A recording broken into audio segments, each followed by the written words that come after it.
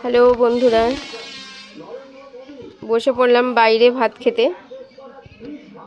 তো আজকে একটু বাইরেই বসলাম, একটু বাগান টাগানের পাশে আর কি, যেন ব্যাস একটু পার্ক পার্ক টাইপের একটু ফিল হচ্ছে। বেশ ভালোই লাগছে বাইরে ভাত খেতে। এই যে কালকে টমেটো আর ধনেপাতার যে চাটনিটা করেছিলাম সেটা ছিল, আজকে ওটাও নিয়েছি। আর রান্না করেছি আমি আমার বাড়িরই লাল শাক চিংড়ি মাছ দিয়ে, আর চিংড়ি মাছ দিয়ে আলুর দম।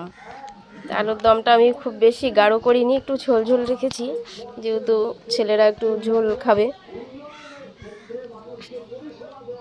তো আমার এই রান্না আর আমার এই বাগান সব কেমন লাগলো বন্ধুরা একটু কমেন্টে জানাবে। আমার এই সাদা কুন্দু ফুল গাছটা এত ভরে ফুল হয়ে গেছে। Thank you, tata.